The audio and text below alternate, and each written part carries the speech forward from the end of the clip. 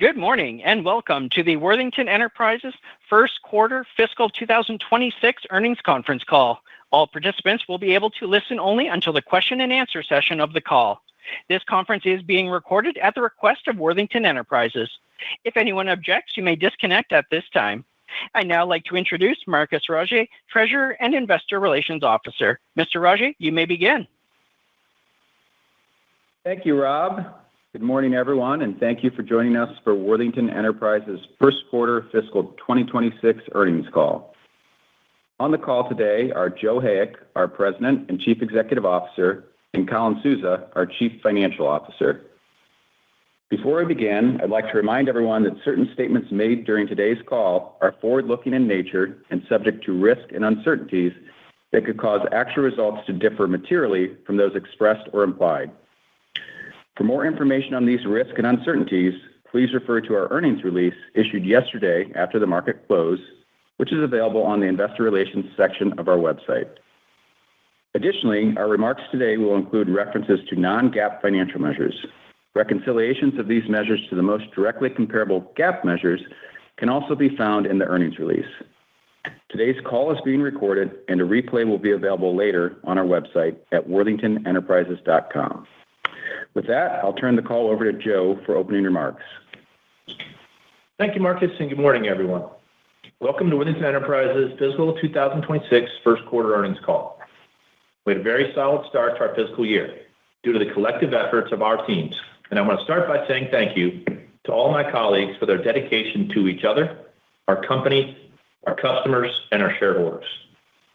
In the quarter, we delivered strong year-over-year growth in sales, adjusted EBITDA, and earnings per share.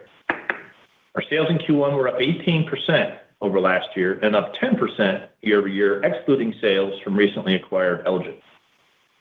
Our gross margin was 27.1% in Q1 versus 24.3% last year. This improvement is after the adverse impact of a $2.2 million purchase accounting charge related to inventory acquired from Elgin. Adjusted EBITDA margin in the quarter was 21.4% versus 18.8% in Q1 a year ago. I said this related to our Q4 results when we were together in June, but our results in Q1 again reflect our strategy in action. Despite numerous headwinds, including cautious consumers and a hot summer that impacted outdoor activities, and tariff costs and high interest rates that are impacting residential and commercial repair, remodeling, and construction activity, we grew our year-over-year adjusted EBITDA by 34%. Our SG&A expenses were $4.5 million in the quarter, but flat, excluding the addition of Elgin, despite our organic growth in sales and gross profit. As we continue our efforts to optimize our current businesses and grow Worthington, we do so not just as stewards of Worthington's proud history, but as drivers of innovation and strategies that will power our future. We're committed to building a sustainable growth platform, and we will continue to leverage the Worthington Business System and its three growth drivers: innovation, transformation, and acquisitions, to maximize both our near and long-term success. We've generated tremendous momentum with new product launches, including the Balloon Time Mini, A2L refrigerant cylinders, and new Halo griddles. These new products are enabling us to take market share, grow new markets, and win new customers. Transformation efforts continue to be driven by value stream analysis, automation, and new ways of thinking, but our goals do not change. We prioritize safety, asset utilization, and cost optimization. The ongoing 80/20 initiative in our water business is having a positive impact, and we're planning for additional 80/20 work streams in other areas of our business. We believe our culture is a differentiator, and we're focused on acquiring companies with great teams that have developed sustainable competitive advantages in niche markets. Our acquisition of Elgin in June is an example of that. We're pleased with our integration of Elgin thus far, and we're excited about its growth prospects. That team has embraced our safety culture, and we're focused on capturing synergies and pursuing growth opportunities in multiple areas. Last June, we acquired Ragasco, the pioneer and world leader in lightweight composite LPG cylinders. Ragasco recently celebrated 25 years in business and has manufactured and sold over 25 million cylinders into over 100 countries around the world. Their people, culture, and ongoing initiatives around safety, innovation, and quality are second to none. We're very happy that they're part of Worthington, and a group of us is looking forward to celebrating with that team in person in Norway next week. Earlier in September, we published our second sustainability report as Worthington Enterprises, and the content of that report makes us proud. For instance, we continue to outperform our industry benchmarks in safety with a total incident case rate 40% lower than our peers. We're constantly trying to improve, and in fiscal 25, we renamed our safety culture Live Safe. It is based on proactive mindsets, processes, and actions that ensure our teams can be the best version of themselves at work and at home. While many of our end markets continue to face headwinds, we're performing very well and believe our best days are ahead of us. Leveraging our people-first, performance-based culture, market-leading brands, a startup mindset, the Worthington Business System, and our strong balance sheet, we will continue to improve everyday life by elevating spaces and experiences in a way that creates meaningful value for our employees, customers, and investors. I will now turn it over to Colin, who will take you through some details related to our financial performance in the quarter.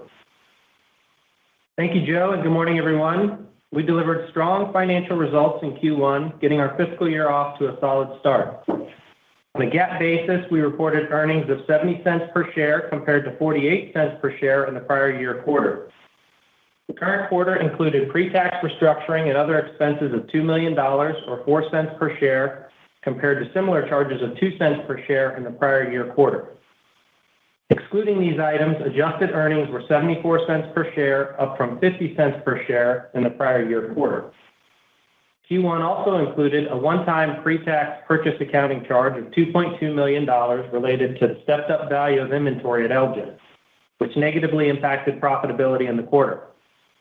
Consolidated sales for the quarter were $304 million, up 18% compared to $257 million in the prior year quarter. The increase was primarily driven by higher volumes in our building products segment, along with the inclusion of Elgin, which contributed $21 million following its acquisition in June.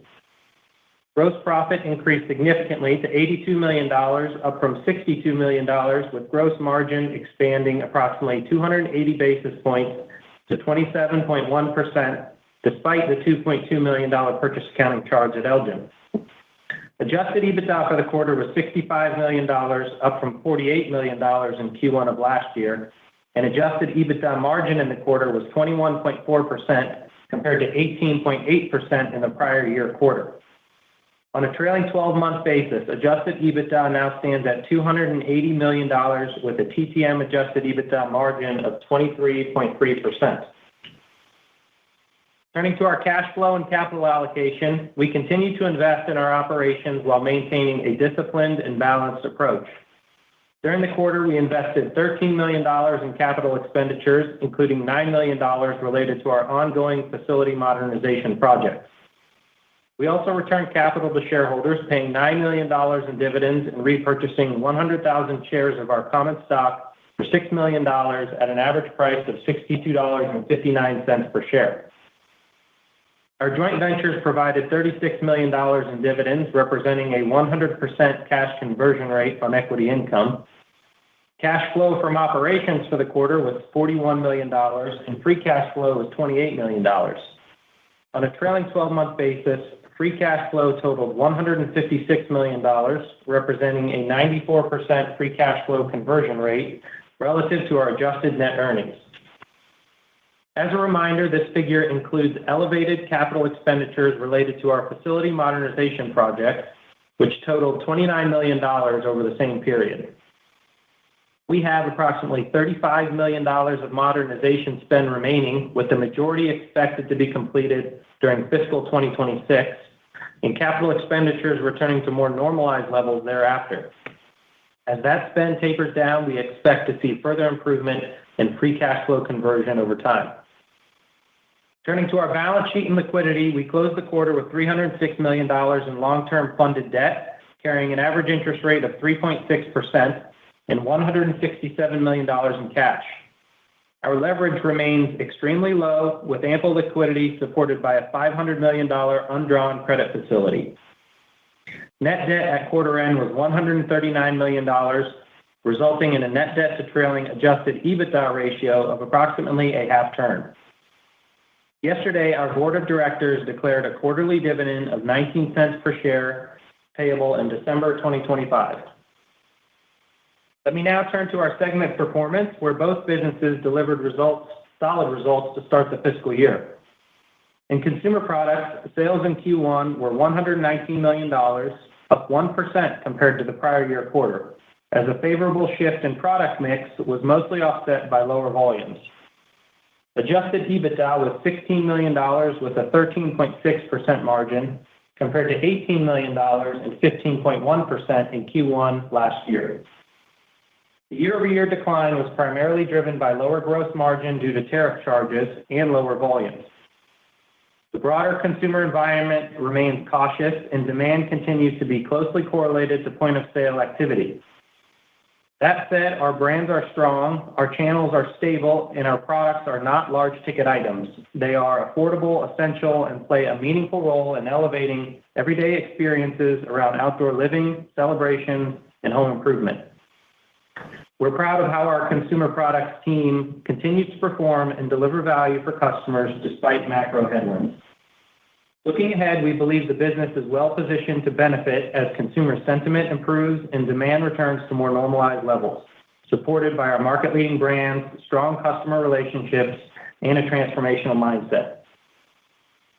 In building products, Q1 sales grew 32% year-over-year to $185 million, up from $140 million in the prior year quarter. Growth was driven by higher volumes and contributions from Elgin, which closed in June and contributed $21 million in sales for Q1. Excluding Elgin, net sales were up 17%, reflecting continued strength in our cooling and construction products, where we are supporting the refrigerant industry's transition to more environmentally friendly refrigerants, along with growth in our heating and cooking products, where we've enhanced our capacity and throughput as a result of the facility modernization investments made over the last year. Adjusted EBITDA for the quarter was $58 million, with an adjusted EBITDA margin of 31.3%, compared to $40 million and 28.4% in Q1 last year. The improvement was primarily driven by volume growth in our wholly owned businesses, along with a modest year-over-year increase in equity income. Elgin's contribution to adjusted EBITDA was nominal, as expected, due to the previously mentioned non-recurring purchase accounting charge. WAVE delivered another solid performance, contributing $32 million in equity earnings, up from $28 million in the prior year quarter. ClarkDietrich, operating in a more challenging environment, delivered a respectable $6 million in equity earnings compared to $9 million last year. The building products team is executing well and continues to do a great job delivering value-added and innovative solutions for our customers. We're also very pleased with our integration efforts thus far at Elgin. We remain excited about the potential growth at Elgin and believe their capabilities strengthen our presence in commercial HVAC and broaden our reach within the building envelope. At this point, we're happy to take any questions. Thank you. We will now begin the question and answer session. If you would like to ask a question, please press star one in your telephone keypad to raise your hand and join the queue. If you would like to withdraw your question, simply press star one again. Your first question today comes from the line of Kathryn Thompson from TRG. Your line is open. Hi, thank you for taking my questions today. Good morning, Kathryn. On operation. Good morning. I just have a couple of operational that are bigger picture question. For your wholly owned building product segment, margins again were up in the quarter. I know that that's an initiative that you've been working on, but could you help us understand what drove the margin in the quarter and really kind of the glide path of where you see it going and what would be a normalized level based on your current portfolio? Sure, Kathryn, it's Joe. In building products, excluding the WAVE and ClarkDietrich for a minute, I have no doubt that you or somebody else will get to those. But it's really a story of really nice execution in markets that are normalizing and normalized. We had really solid growth in our heating and cooking business and really solid growth in our cooling and construction business as well. The water business also improved. The only business that was flattish was our European business, and that has more to do with some big orders and the general economic environment in Europe. But when we look at building products, we've talked about, I think, EBITDA margin for the wholly owned businesses was 10.5% this quarter. We've talked about that getting over time, upwards, to sort of 12-ish, 13, not right away, but that's the trend that we continue to see. We're still a little seasonal, right? And when it's cold, there are more things going on. But it's really a credit to those teams.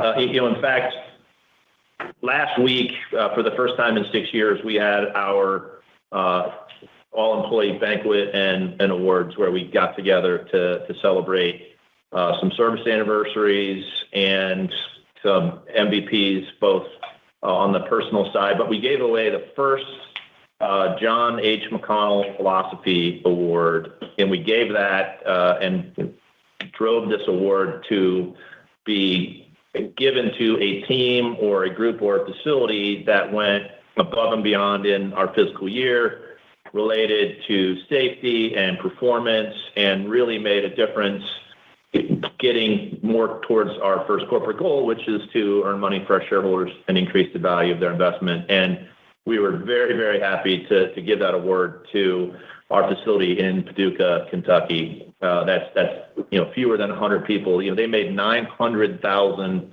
A2L refrigerant cylinders last year, almost triple what they did the year before. And so it's those kinds of market-driven opportunities that we're trying really hard to take advantage of, and that's what you're really seeing in a lot of momentum in building products. Okay, that's helpful. Shifting to WAVE, another great quarter, and still up $30 million in terms of contribution. Touch again on the drivers for this outperformance, and is this a level to be expected for the next, for out quarters? Yeah, Catherine, this is Colin. So again, WAVE continues to perform very well, up year over year in terms of equity contribution for us, and down slightly from Q4 for us. Q4 and Q1, those are their stronger quarters. But overall, within the business, their end markets, in particular, when they serve areas like education, healthcare, transportation, data centers, those are still very healthy, very strong, and offsetting some of the weakness in areas like office and in retail. And WAVE's operating model and how they go to market, and it's really driving value to contractors and really working hard to take labor and time and ultimately cost out of the equation for those installs. And they do that extremely, extremely well, and they continue to show value to those customers, and it flows through to their performance. So, steady as she goes in terms of WAVE and how they're going to perform. We're very happy with how that's going so far. Okay, thanks. And then a final question for the day. This is the bigger picture question. So Worthington is often the only domestic manufacturer of some of your product lines, and tariffs are complicating the supply chain this year. And theoretically, Worthington should be in a better position relative to competitors with that domestic manufacturing footprint. In the last quarter, you touched briefly on having more conversations with customers, but it's difficult to quantify. Can you give an update on how that dynamic is progressing? Are there any further wins that Worthington can tie back to tariffs? and just broader implications going forward. Thank you, and best of luck. Thanks, Catherine. It's Joe. I'll take a shot at it, and certainly Colin add in.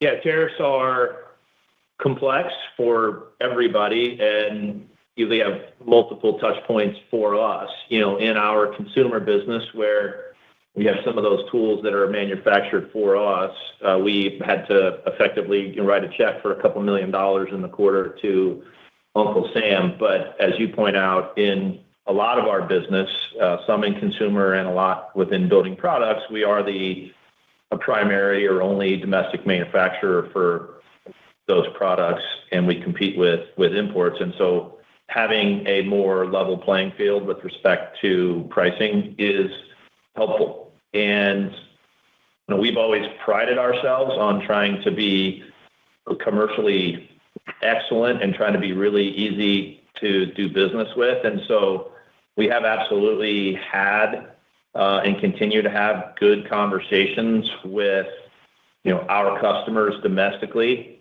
Our supply chain is going to be tighter than somebody that's manufacturing overseas, but we've always really strived to create value and understand our customers' pain points, try and make their lives easier so that they can better serve their customers.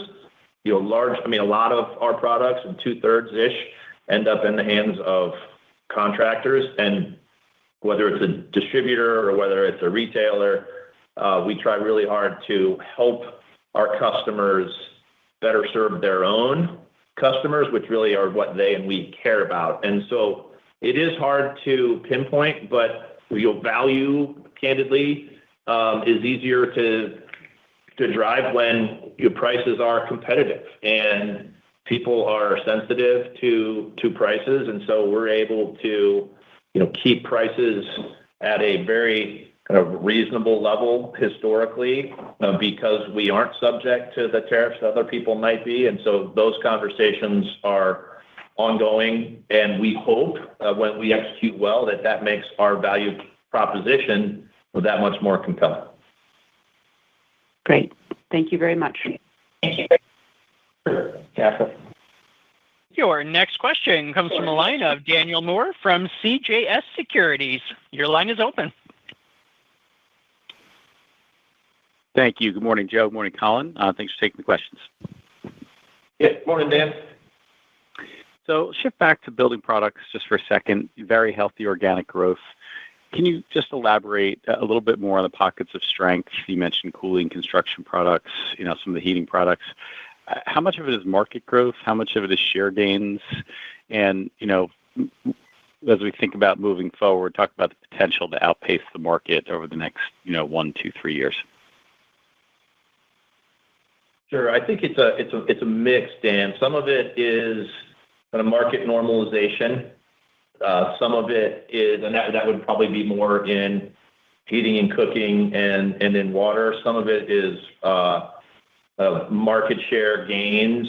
We saw some of those in the heating and cooking business and some in cooling and construction. But then the markets are behaving more normally, maybe a bit more of a catch-up in heating and cooking, a little bit of growth in water. But then in refrigerants, right, in our cooling and construction business, if you go all the way back to 2021, the American Manufacturing Act, late 2020, 2021, really mandated a shift in refrigerant to more environmentally friendly gases. And so you're seeing some of that load in and roll out over the past 6 or 8 months. And these things happen periodically. And so I do think that market has grown and ought to continue to grow maybe more than it historically would have due to some of those shifts. Okay, that is helpful. And then shifting to go ahead. I'm sorry. No, you're good. All right. Shifting to consumer, maybe just talk about the progress you're making in terms of new product lines and expanding distribution at retail. I'm thinking specifically about Balloon Time Mini, but got some of the other new products and initiatives. Where you're seeing the biggest increases in terms of retail customer penetration, and what's the runway for growth look like? Sure. So with respect to consumer, revenue is up a little bit, profitability down. We did have a tariff impact that was effectively, I'll call it more than the miss, if you will, relative to last year. We've seen point of sale tracking and really mirroring our own orders. And so our camping gas business and the tools business, down a little bit, offset in large part by our celebrations business, our helium business, which we continue to execute very well in part because of some of the shifts that have gone on with Party City not being part of the mix and our customers getting more of those customers, Walmart, Target, other people like that. But then you mentioned a couple of things on the new product side, Dan. And so with Balloon Time Mini specifically, that continues to enable us to have great conversations with new customers. And we talked about Target, talked about CVS. Walgreens is a recent win, and you'll soon be able to find in a couple thousand Walgreens stores our products, both the Balloon Time Mini and the standard legacy Balloon Time product. We're delighted about that. And then Halo griddles in Walmart, we talked about that historically. Small numbers, but that's gone well. In fact, in the spring of 2026, that's kind of the beginning of, I'll call it grilling or griddle season. You'll be able to find Halo griddles at even more stores than you could in these past few months. So that team is working really hard and doing a fantastic job, really understanding our markets, understanding our consumers, trying to reach consumers both independently and through our retail partners. And so we're really pleased with that. And consumer is probably more impacted sometimes than pieces of building products around people's ability to be mobile and to move. And so we get lower interest rates that translate into lower mortgage rates, which, as you know, have more to do with the longer end of the curve there. We expect that that would add to our revenues and growth as well. Very helpful. And Catherine touched on Wave. Maybe just quickly, ClarkDietrich, their contribution pulled back to kind of lowest levels since the start of the pandemic. Obviously, the environment is a little challenged there. Just talk about whether if this is the new normal, at least for now, where do we go from here over the next few quarters? Yeah, no, you're exactly right. And the way that we think of our portfolio of businesses, a lot of our businesses really are right in the middle of repair, remodel, maintenance. And so we don't depend on new construction spending as much as some folks might. In ClarkDietrich, it is a little dependent on new construction spending. And the U.S. Census Bureau, suggested recently that 14 months have passed since construction spending peaked in May of 2024. And so you do have that number and that growth figure a little depressed. ClarkDietrich is, a market leader, and they have continued to do well, but you have fewer opportunities that are out there, especially on the smaller contracting side. You do have infrastructure projects and data center projects and mega projects continuing to get green lighted and to go, which is great. But you'd like to have that mix of smaller projects as well. And you'll see lower steel prices, and so you'll see people being very competitive, trying to, in a lot of cases, keep the lights on at some of these smaller companies. And so all that tends to lead to some margin compression for ClarkDietrich. We do see Dodge momentum finally kind of picking up and looking good. That is a very leading indicator. A lot of times you see a spike there. It takes 18 months plus for those to translate into sales for folks like ClarkDietrich. And so pretty well positioned, but we think it's flat to potentially down a little bit in the next quarter or two. And just because you've got to get through this period of uncertainty where people aren't willing to or able to get construction projects going. We know that will change. It always changes. And ClarkDietrich tends to come out better on the other side, but we do have to get through this period. And it's hard for us to be able to forecast whether it lasts, 2 weeks or a couple months or 6 or 8, but that's kind of where we are with that business. Okay, last one, I'll jump back in queue. Just maybe talk about the M&A pipeline. As you described, free cash flow solid and poised to inflect higher as the CapEx cycle winds down. So, priorities for capital allocation and, the outlook for potential, either whether it's bolt-ons around Elgin manufacturing, other areas that, could be potential opportunities to deploy capital over the next kind of 12 plus months. Thanks again for all the color. Sure. And our capital allocation priorities, continue to center around being balanced with a bias towards growth.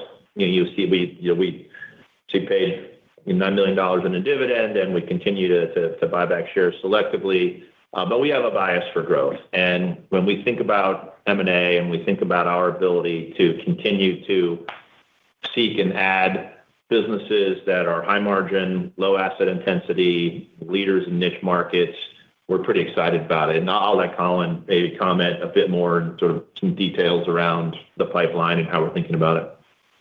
Yeah, and thanks, Joe. It's we feel like the pipeline is solid right now. The M&A markets are softer, but we're still finding those opportunities that are out there and spending time to really build those relationships, and are excited about what that could become as we progress throughout the year. Our criteria, we're looking for leaders in niche areas across consumer and building products, and that can demonstrate a sustainable competitive advantage. And that's when we deploy our diligence process, that's what we're really looking to test. And a lot of those are in channels where we already have a big presence and a leadership position, and that gives us some ability to add value, whether it's through channel expertise or through manufacturing expertise or purchasing or price risk capabilities. So you're absolutely right, Dan. The acquisition of Elgin was a great one for us, and we're excited about that. And that also gives us opportunity to look around their business and to adjacencies to see where there may be some more value ahead. So excited about M&A in the future. It's going to be an important lever for us in terms of capital allocation and growth. Super. Look forward to hearing more out here in New York in a couple of weeks. Thanks again. Likewise. Thanks, Dan. Your next question comes from the line of Brian McNamara from Canaccord Genuity. Your line is open. Hey, good morning, guys. Thanks for taking the questions. Absolutely. Morning, Brian. I don't think you guys disclosed volumes in the release, but you mentioned them qualitatively. Can you give us an idea of price versus volume growth for both segments in the quarter? I'll take a quick shot at it. Volumes up in building products, price pretty stable. In consumer, volumes were down, but mix shifted more heavily towards our celebrations business, which per unit cost more, and that was really the driver there. Yeah, and Brian, we did not disclose volumes. It becomes very complex given the size of the products we're offering, and then some of our recent acquisitions, different types of products. We're not just selling cylinders anymore. We're selling tools. We're selling components. So the volume data points become a little too cloudy to be able to speak to, and lumpy. Got it. Okay. I know you got a tariff question earlier. I'm just curious, are you seeing tariff impacts and pricing in your markets? I think back in around Liberation Day, there was a reasonable school of thought that there was kind of enough inventory in the channel to get us to the fall, and we're kind of here now. Your home center customers are also being careful with their comments on pricing, but are you seeing price increases on the shelf from your internationally sourced competitors and price gaps widen there? And is that helping the company? Yeah, Brian, not yet. The tariffs are driving impact. Joe mentioned it, a couple $2 million in our business that we paid on the consumer side related to tariffs. I think a lot of companies are still trying to work through how to handle that and what to do, and also kind of waiting and seeing how things unfold. So, we're seeing that impact in our business, but at the shelf, it's a bit mixed. Great. And then finally, I know there's a $2.2 million purchase accounting charge in there, but gross margins are lumpy. I know you're targeting kind of 30% over the medium term. How should we think about gross margins in the coming quarters and any puts and takes there? Yeah, Brian, we did 27% this quarter, up from 24%. There was purchase accounting in both periods for the acquisition from Elgin and then on Ragasco. Strong volumes within building products we talked about earlier, drove some of the volume increase as well as some of the incremental initiatives across the company that are paying off. Sequentially, gross margin was down. Q1 and Q2 are seasonally weaker for us compared to Q3 and Q4, so that wasn't unexpected. But as you said, our goal over time here is to drive gross margins north of 30% and holding our costs flat and SG&A as a percent of sales down to 20%. So we feel like we're still on track with that, and our initiatives are driving some momentum and want that trend to continue. Yeah, and Brian, Colin's absolutely right. Those numbers, right, that we're striving towards and trying to get to, those are sort of annual numbers, and there'll be a little bit of puts and takes when you have seasonally slower periods like Q1 and Q2. Your conversion costs will be naturally a bit higher, and so you probably overperform that in Q3 and Q4, relatively speaking. But our goal for that is more of an annual number. Great. Thanks a lot, guys. Best of luck. Good thing. Thanks. Your next question comes from the line of Susan Maklari from Goldman Sachs. Your line is open. Thank you. Good morning, everyone. Hi, Susan. Good morning. My first question is going back to the operational efficiencies that you mentioned in your prepared remarks. You noted that you've seen some nice progress in the water business.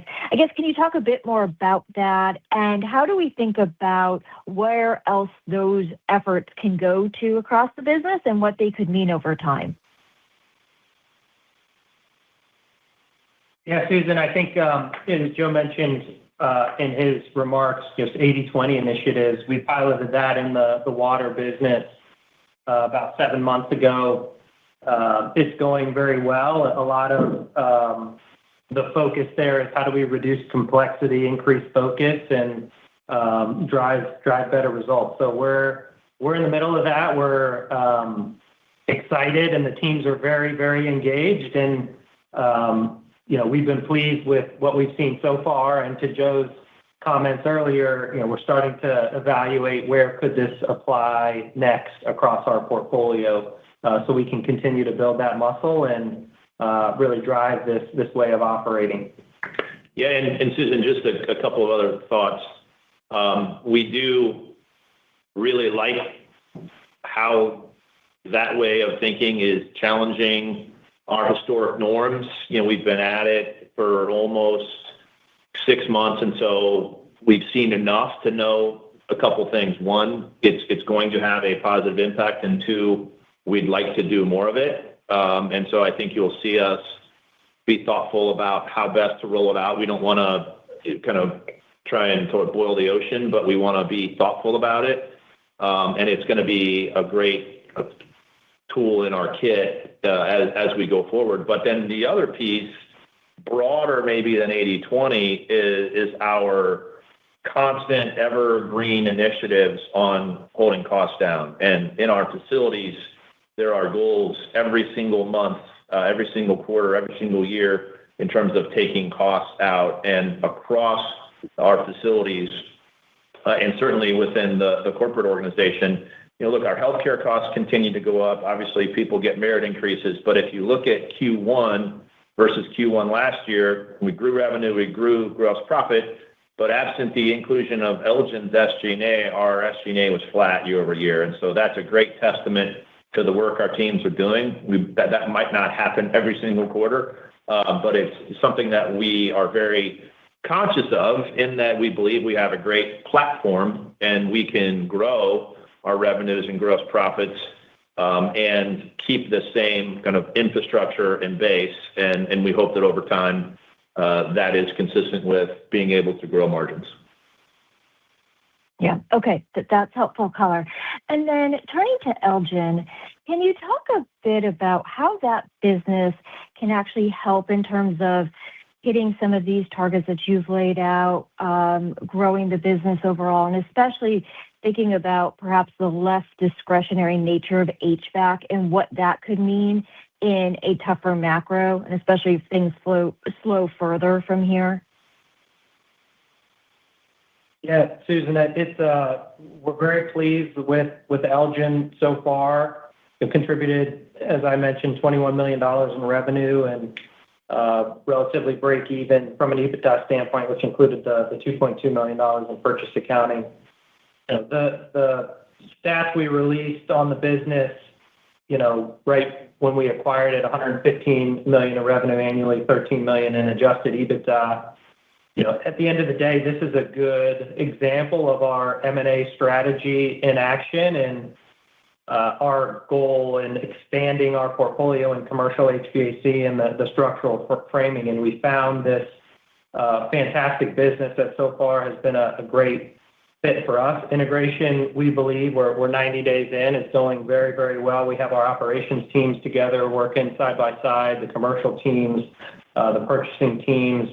And what we're very pleased with is just the more time we spend with that business, we find a lot of really, really good talent at the company, and we're very pleased with how that's gone so far.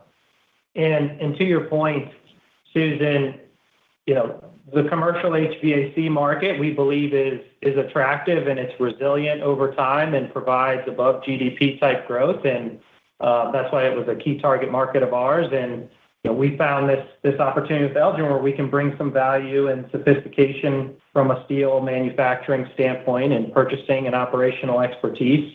And we're getting to work with how we can continue to increase value with them at that company over time. And this is one of hopefully many that we do over time as an example here. Yeah, and Susan, your question is really a good one relative to growth opportunities and to the resiliency of that market. We certainly agree with the latter point. We think there are growth opportunities organically within Elgin, but also we look at cross-selling opportunities in our water business, some crossover with Clark Dietrich, some things related to Wave. And so anytime we continue to be able to add value with this sort of two-step distribution market into HVAC and things that are above the ceiling or behind the walls, people are looking for kind of creative, innovative ways to consolidate their own spend, save money, and we think we can be a part of that solution for them. Yeah. Okay. That's helpful, Joe. And then one more question, which is just when you think about the business broadly, how are you balancing the investments in the growth and the cost efforts relative to the potential that we do end up in a tougher macro next year? And maybe, we see the consumer still really being under pressure there. And just how are you thinking about those various factors that are all coming through and noting that there's a lot of uncertainty around there, but just any thoughts generally on that positioning and how you're approaching that. Yeah, it's a great question, and uncertainty is really a watchword that you see, we see that there are a lot of things out there.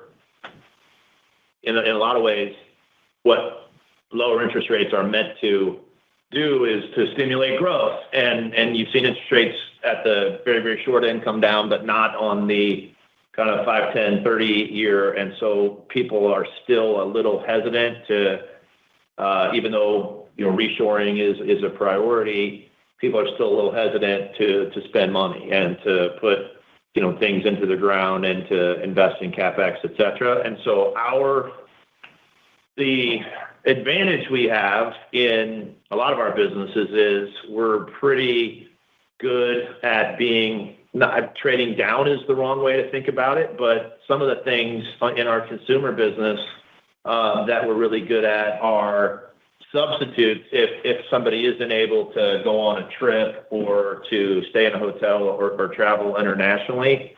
They will spend more time outside. They will spend more time camping. And we're also doing a lot of work around direct-to-consumer initiatives and really sort of thinking about our placement in bricks and mortars, because our solutions can, in fact, enable the DIYers who are going to think about those projects instead of something different or something instead of hiring somebody.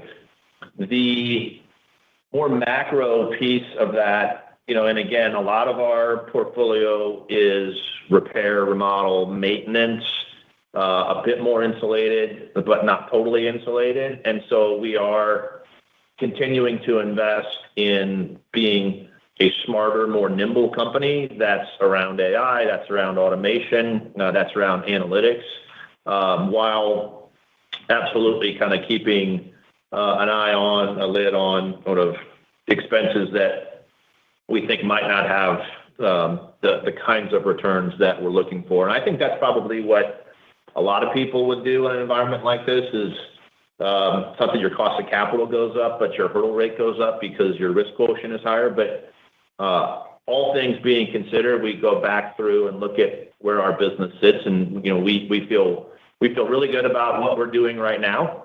And if the economy worsens, then we'll I think do just fine and probably outperform. But as markets recover, which they always will, we feel great about how we're positioned and what our solutions will mean kind of going forward into the mid to longer term. Yeah. Okay. Thank you for all the color and good luck with the quarter. Thank you, Susan. Again, if you'd like to ask a question, press star 1 on your telephone keypad.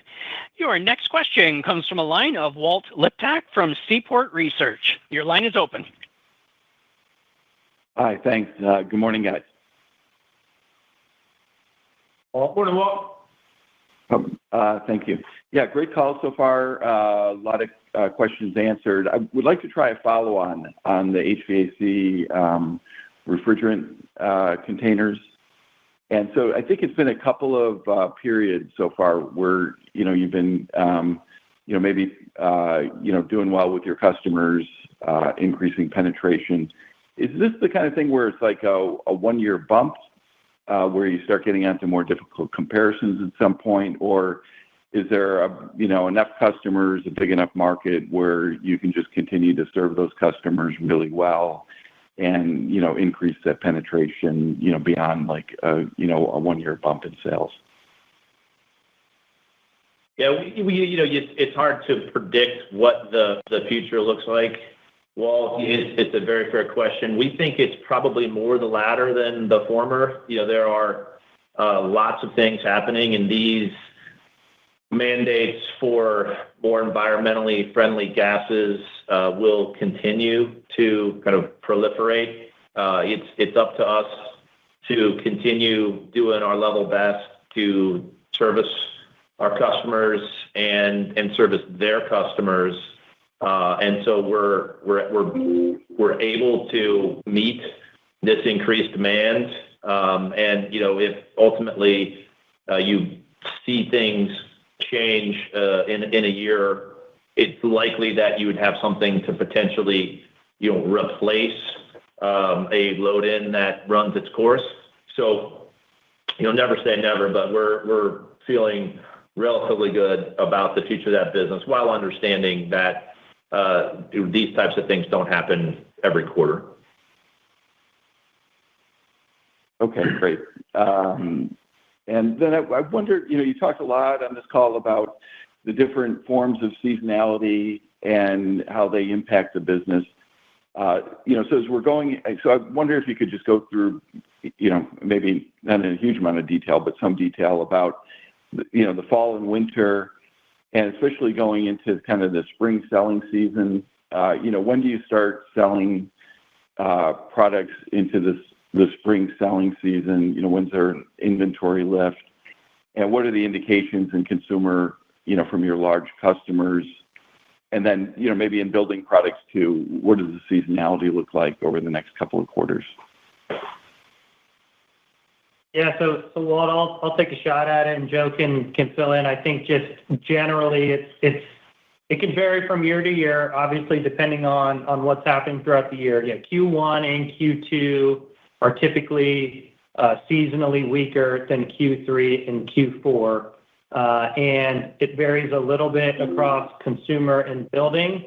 And then in particular, as you get into Q2 and Q3, it could depend just on if there's weather-related events, if it's colder sooner, or if there's hurricanes or snowstorms that would drive activity. And those obviously we can't predict from year to year, but they do happen in those time periods. So that's the high-level way we think about it, and then you'd have to go kind of category by category. Okay, great. Okay, well, thanks much. Thank you, Walt. And that concludes our question and answer session. I will now turn the call back over to the company for some closing remarks. Thank you all for joining us this morning. Have a wonderful rest of your week, and we'll look forward to speaking with everybody soon. Thank you. This concludes today's conference call. Thank you for your participation. You may now disconnect.